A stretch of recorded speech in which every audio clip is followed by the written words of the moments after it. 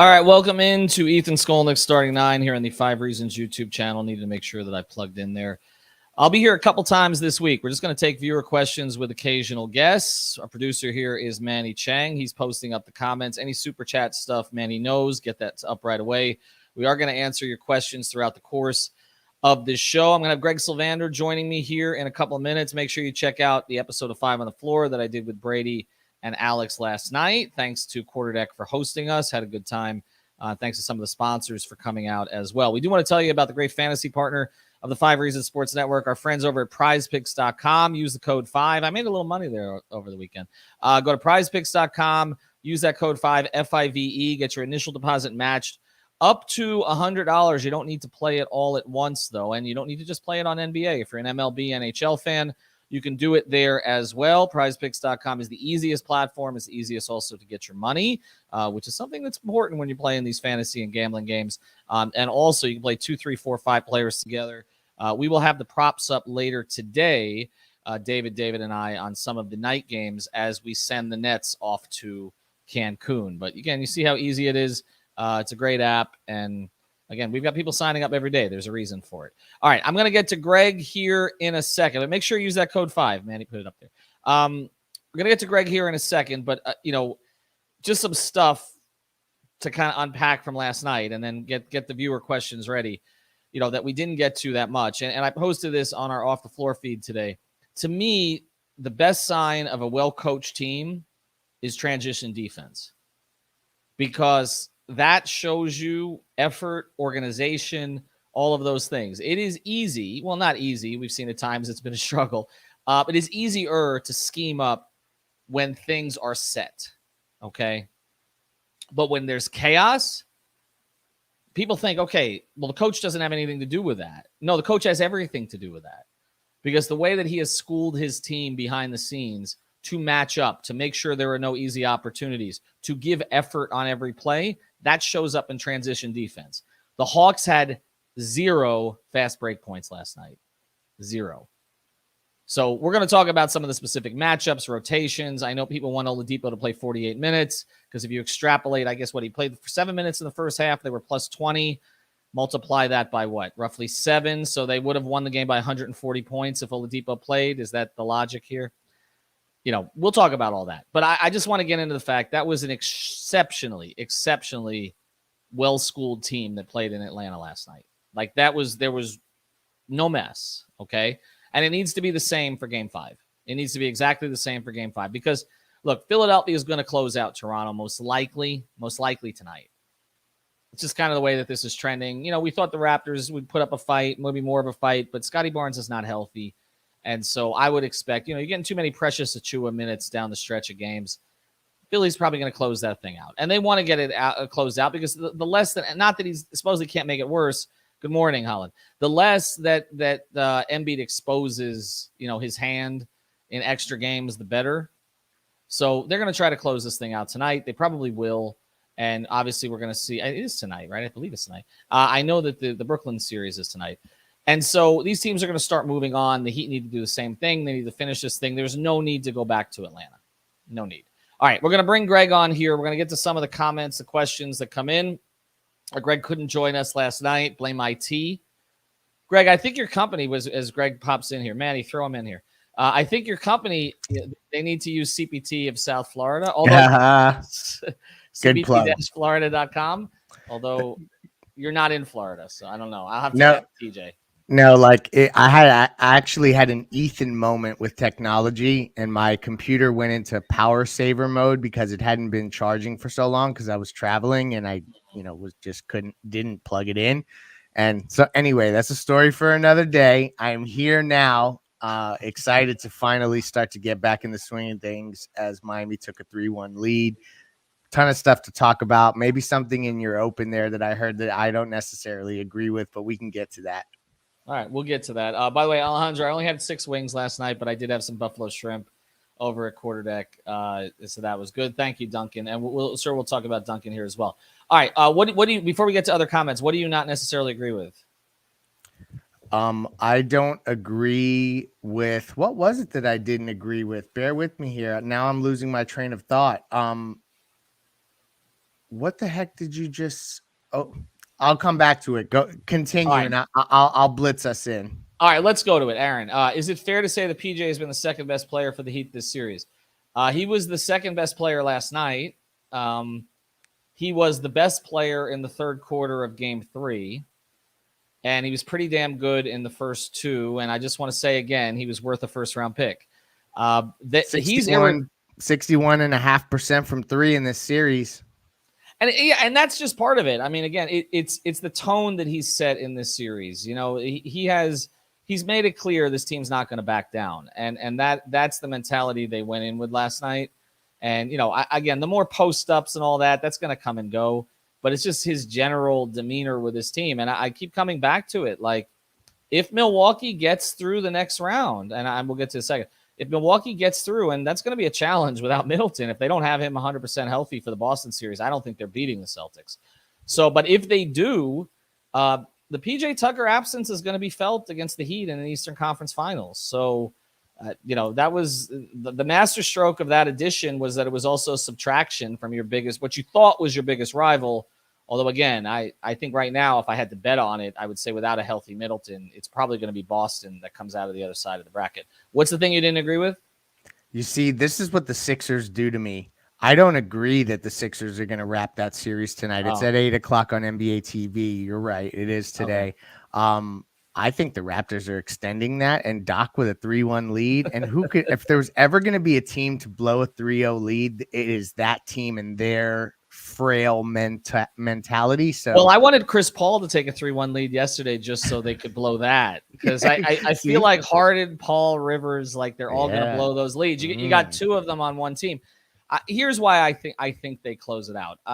And you know, I'm no fan of what the Sixers have put together, with the exception of, you know, I'm in love with Tyrese Maxey, but other than that, I think you look at the Raptors and how thin they are, and I just think that, you know, the challenge of just having to win that one game against the Sixers, I have trouble seeing them summit it again. They didn't really come into the playoffs with enough bodies, and then Trent's been in and out. Barnes now is hurt. Van Vliet, is he playing? I don't know. He left in the third quarter. So, especially their shooting, they're very thin on shooters. Like, we saw that against Miami with a game that Gary Trent didn't play. If they don't have all of their shooters, they're not beating Philadelphia there. So that would be my. I know the Sixers are chokers, but I don't see it. Truthfully, like, the choker thing is like the fun stuff to talk about, and to all of our viewers, we're not going to spend this much time on Sixers Raptors, so we're just going to get this out of the way now. I feel like Embiid, he's one swipe in the post away from like having the type of pain that where he can't continue to play, because that's essentially what he's just doing, relying on his pain tolerance. So I just don't know, like, that's a precarious way to go about a game. I'm not saying they're going to aim to hurt him or nothing like that, but it's easy to get hit in the hand in the midst of the post basketball game that he has. So I don't know. I just think that that's a weird series now. Who on the Heat's going to swipe at the hand? Oh, Dwayne Dedmon is going to take a good one. I mean, I think we can agree on that one, right? It might be PJ, but yeah, PJ too. Be. Kyle with a swipe in there, you know. It might. Well, Kyle though has to be able to go back to Philadelphia. This comes in from Razil the Great. I also love the continued disrespect, complete disregard for what we're doing nationally. Well, look, I've said this, or others have said this to me when I've complained about this. And look, I joked this morning that the Nets are going to join the Lakers and the Knicks and ESPN in Cancun for their own little series starting tonight. I guess it'll be a round robin. But the thing that people have said to me is, you don't want the national media talking about the Heat. And the reality is, we saw that with the Skip Bayless thing. You don't want them talking about the Heat. They have not followed this team the entire season. So basically, when they talk about them, they're simply just making stuff up. And I know that, you know, we had some fun with Spoelstra being combative last night with one of the locals, but it's not just the locals. He's doing that for the Nationals. He's doing that totally because he's tired of these narratives. And look, they see it too. And, you know, just nobody understands anything about this team. I mean, the Jimmy Oladipo thing, as I told you here on Starting Nine, we said on 5 on the floor, was complete and utter bullshit. And I don't have a problem with, well, I do, because I don't watch it, okay, unless I'm forced to, or I'm in a place where there's nothing else on. But the Carnival Barker stuff with the outrageous opinions, you know, to feed the ESPN, you know, loop. okay, on a daily basis that Stephen A does. Like, it's annoying, but that's different than what Bayless did. Bayless has no information and invented information. And He pit two should be guys pulled off against the each air for other. shit like that. Yeah. Seriously. Uh-huh. Like, To pit two guys in the midst of a playoff run when there's none of that drama being spoke of, and like that's where you take a series where Miami had control at that point. I don't know. I just think that's exemplifies everything that I think Heat fans get frustrated with and why they're so loud about the coverage. And to your point, it's better when they just shut up because they're so dumb. Like there was one guy that like still didn't know who Bam Adebayo was in a recent broadcast. I'm not even going to say who his name was or what was it broadcast Coward? it was Because on. that was a Coward one. No, Before. it was there was a 3-man crew, and it was an older gentleman who didn't know who he was, and I'm blanking on his names because that's what I'm doing this morning apparently. But so let them sleep. We're coming. Yeah, I mean, it's kind of a list of carnival barkers and others who don't know anything about the team. I think it's more frustrating when people who should know better, the Hollingers of the world, etc., have the terrible takes. But we're going to get more comments coming in. So, Manny, throw them in here. But I think one thing we should talk about that we really didn't get into a ton on 5 on the Floor last night is Tyler. And Ricardo, hold that comment because we're going to get to that one next. Are you? I mean, he looked okay defensively last night. Like, he's engaged in that way, but just offensively, he's just out of rhythm, right? Like, what's going on there? To me, this is likely just a stretch where he's a little uncomfortable. Maybe just not shooting as well as he normally would. But if you look at, kind of the other parts of his game, they've stayed consistent with what he normally does. He stayed engaged on defense. He's had a moment in terms of that he played well. I know that they lost that game. Yeah.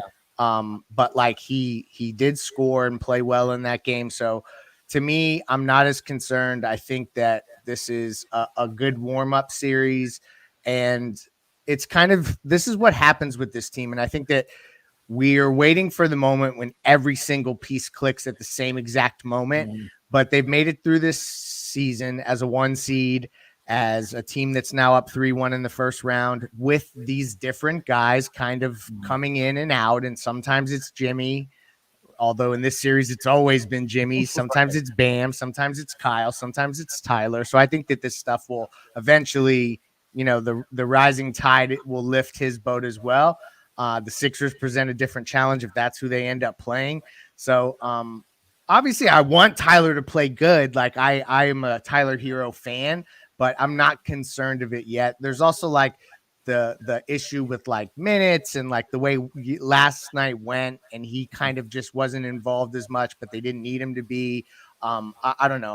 I'm not. Well, I will say this. I'll say he's their only negative in the series, and it's by a significant amount. Like that's the thing. Like, we talk about the floor game, and on like eye test, he looks fine defensively. Like, he's competing, but he hasn't been out there for any of their good runs this entire series, and he's been out there for all the bad ones.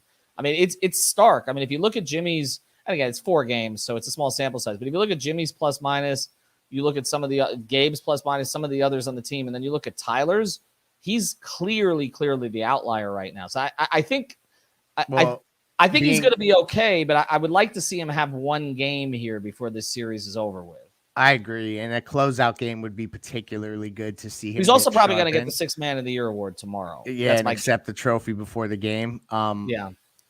But you know what skews this also for Tyler from just a box plus minus perspective, which, we can, it's a directional statistic at this stage. He was minus 21 in game 3 in a 1-point loss. Like, how do you even do that? And last night too, because I mentioned the Oladipo number. He was in there for Tyler. I don't know what Tyler ended up with, but it was not great. I mean, I do think it's something to monitor. I do want to get to some questions here, though. Let's throw Richards back up there, and we'll get to some more. Do you think Victor earned a spot in the rotation last night? No, and I'm not saying this because we don't want Vic to succeed or because there's not a role for Vic going forward.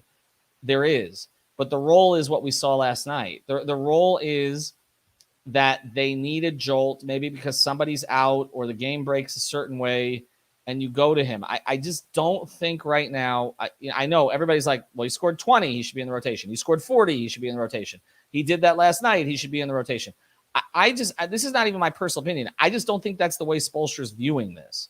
I think the way Spoelstra's viewing this is, he said last night there is no rotation. That's not true. He's not playing Haywood or Highsmith in big minutes. Okay.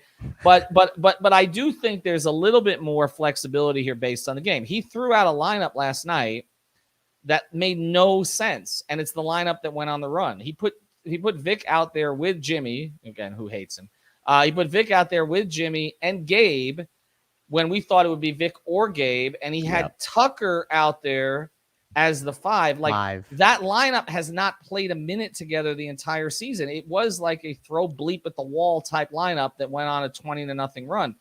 That's the way this is going to. I think he just views it like, I have this piece and I have this piece and I have this piece, and I'm going to try to get certain combinations together. That's why we still see Tyler coming in for Jimmy. That's by design in the first quarter. But then beyond that, it's just, okay, we're going to go where the game goes. And I think the thing with Vic is it's hard to see where his automatic fit is with this team. I think there are situations, there are combinations that he will work in, and he's earned trust. Right. But I don't think it's okay. Vic's going to come off the bench at this time, like Tyler comes off the bench at this time. I just don't think that's going to happen yet. Not at all. And this is the other thing about this roster that's so beautiful is that the parts are that interchangeable, and everyone has had to step up and then step back, step up and then step back, that everyone's kind of used to this now. It's the norm. And so that's the way that they're going to use Oladipo. I don't think that this was a springboard for him to be in the top 8 when Kyle is back necessarily or anything like that. But again, there could be situations where he could be called upon. And I think that there's all kinds of guys that end up in those roles. So yeah, that's where Depot's at, until further notice, Until further notice. I'll say this, and again, I don't know how many baseball fans there are on the string or how many are old enough to remember this, but it reminds me a little bit of Jack McKeon in the 2003 baseball playoffs with the Marlins, where Jack did some stuff that we were like, what? Seriously, you're going to. With the middle relievers or something? Or am I not remembering that correctly? Mute. It was relievers, but it was also we're going to pinch hit for Mike Lowell, who was one of their best. That's right. Mordecai, and then Mordecai hit a home run. There was all of this crazy stuff that he did, and we were like, crazy Jack's done it again, and it all worked. And I feel like to a certain degree, although I feel like Eric is more in charge of his faculties than Jack was at that stage. Okay. Even with the gold chain and the gray hair and everything else that Eric's, and this reading glasses that I'm watching myself age as I'm watching Eric age, since I remember when we were 27 and 24 years old and I'd see him out on the road. But it's just, he's just he's got pieces and he's like, I'm going to throw this piece. And last night it was the Vic piece. I'm not entirely sure he planned on playing Vic that much. Now, I know he got a late warm-up, and we had, I think Josh Moser was there for Channel 7. He noted that Vic worked out later than usual on the court, and it seemed like he was going to play, but he was the 10th man. He wasn't the 8th man. He wasn't the 9th man. He was the 10th man, and he was kind of after Caleb, and he was kind of thrown in there to change the base. I don't think it was intentional or planned that Duncan Robinson wasn't going to play basically in the entire second half until garbage time when he came in and hit a 3, but that's what happened. He played 6 minutes, and he came in and played a minute or 2 later. I think Jimmy's going to get his minutes. Bam is going to get his minutes. PJ is going to get the majority of his minutes. Tyler's going to get his minutes, and beyond. And Kyle, when he plays, is going to get his minutes, and that's it. That, the rest of this stuff, you're throwing this into a mix. And Brady has made that point repeatedly. They don't. That's why I think Eric is saying, Eric, for those of us who follow the big 3 and we're like, okay, this is when Norris and Birdman and Battier and Allen were coming off the bench at this time with these. I just don't think that's this team. I think we've been pushing for it. I don't think that's what it is. I'm going to let you take the next one. Throw another question up there, Manny. Well, we've kind of hit that one, but Holland, that's I think on Tyler, I think it's, as we said, I think it's somewhat situational, and I think sometimes guys go through a rut. He's not shooting the ball particularly well. I thought he's been taken out of his game a little bit by some of the combinations. The other night when they had him playing basically the 3 with Gabe and Kyle. I don't think that's a great fit for him. Like, as part of that. All right, I'll go to this one. This is an interesting question. Who's more important in the Philly series, Lowry, Bam, or Tyler, Greg? Ooh, that's a good one. I would say you got to go Bam because of the Embiid matchup, and he would have to step up. But truthfully, just for drop killer moments, Tyler has to be in that conversation. So it's really an offense-defense thing, and I can do that in the playoffs, damn it. So on offense, it would be Tyler. On defense, it would be Bam. Well, I think we saw with Tyler that they're going to actively hunt him. You're right. And You're they right. did the so last he has to time. offset that with his offense, I guess, is where I'm going, because I don't see him necessarily staying in front of Tyrese Maxey too much. Right, and that's the thing. Can Max do it, or are we going to see Vic? Because that is – they're going to go into that matchup. No disrespect to Harden, however much I may show here on our various channels. They're going to go into that matchup knowing they have to control Tyrese Maxey. They're not going to forget what happened the last time up there. What makes Philadelphia a little bit more dangerous to me lately, you know that I don't think Tobias Harris is a max player. Neither of us think so. But I will say this: he's played pretty well in this series. Like he's played big, which he doesn't always do, and he's been pretty good defensively in terms of at times on Siakam. In the times that I've watched it, and he can be a little bit of an X factor, although we know that the Heat will probably make him inefficient. But I think that Maxey is I think Maxey's the guy there. Embiid's going to get his, but Maxey's the guy I think they're seriously concerned about. Just to close the loop here, because you talked about in the open, all the things that they've done defensively to just kind of blanket this team, take them out of their offense. Look at Trae Young, like his averages in this series. They've essentially honed in on him. So it'll be interesting against Philly, to your point. Is Maxey the guy that they hone in on? Because like honing in on Embiid when he has a torn ligament in his thumb, I don't know. I think maybe you see how good he can play and how much he can get. And it's not James Harden. So to your point, then maybe it is Tyrese Maxey. I think it may be, although they are, look, again, we disrespect the Sixers. They're better than the Hawks. I mean, they have a lot more options than the Hawks. They got a lot more places they can go. It's not going to be an easy series. All right, this comes from Ricardo. Do you think Spo will find minutes for Keith? See, this is what we're talking about, and it's a fair question. I mean, we haven't even discussed Markieff Morris because they're so deep. It's just hard to see where without an injury. Yeah, that's the only way. And I think in the next matchup, Dedmon is going to play. And that's the thing. So, in a Boston series, I'm thinking, now that Robert Williams is back, Grant Williams plays on the perimeter a lot. Can Markieff chase him out there? If PJ gets hurt, the only path Keith has is if PJ can't play, because then they have to kind of adjust slightly the way that what they're for, if we're going to call him a 4, is going to be doing on the court, and he becomes more of an offensive fit, etc. So that's where I think that's the only opportunity Keith has to get in the rotation right now.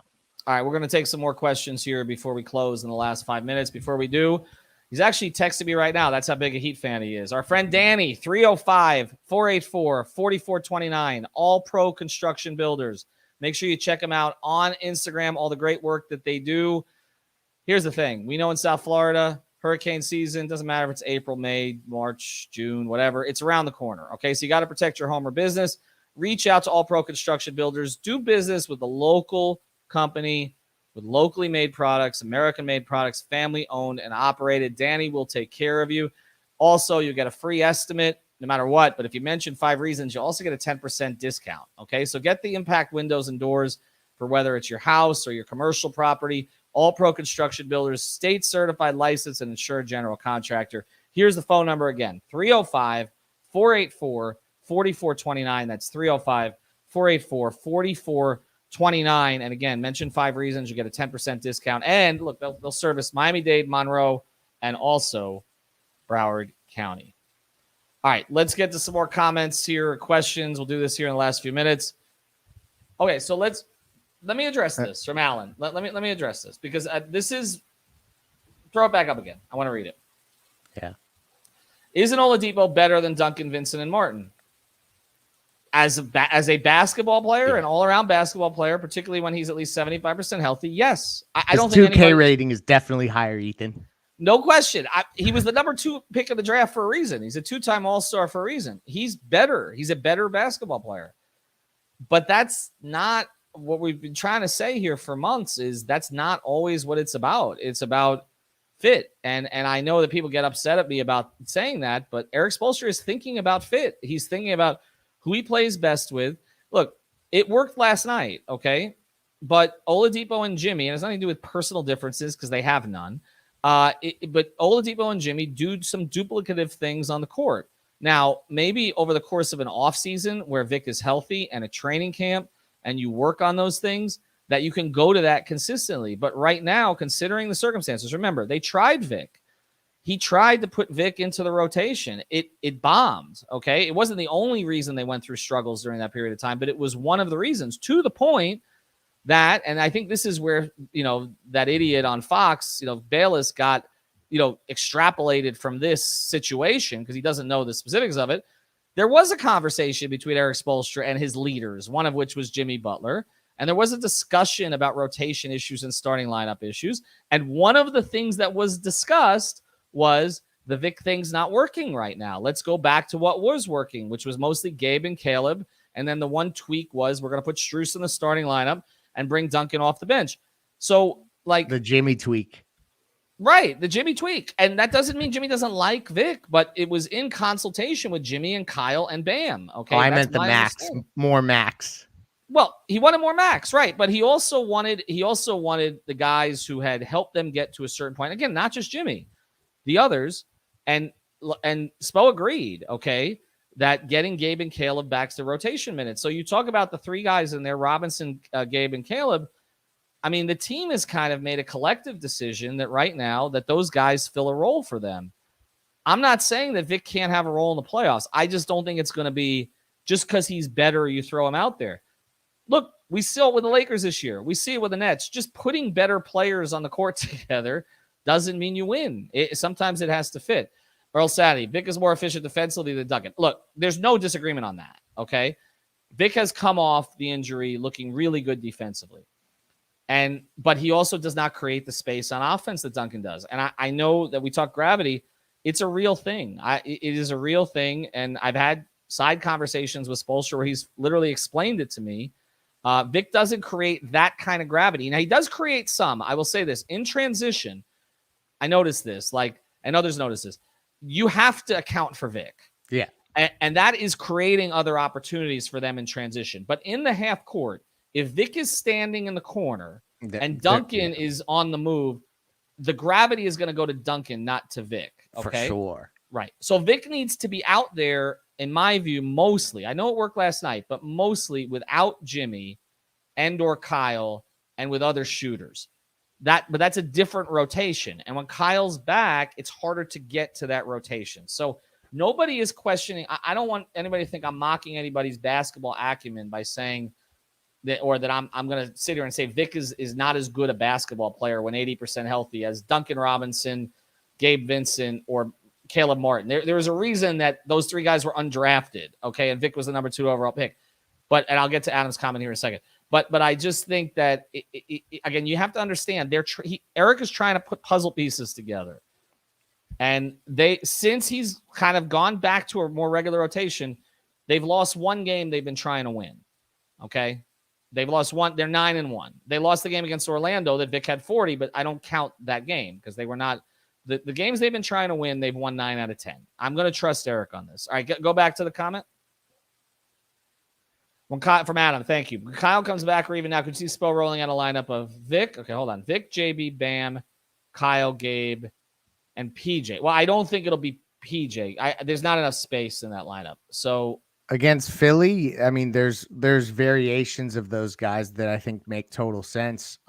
Especially if Jimmy continues to be a 44% 3-point shooter, then you've got more space than you thought you had.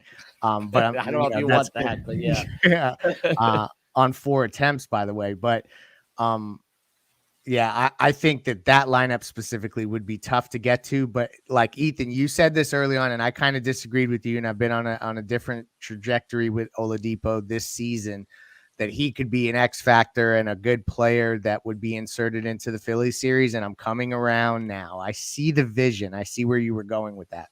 He can be inserted. He's just not going to be counted on. That's it. I mean, the other thing about that lineup, and then I'll get to Holland's comment there.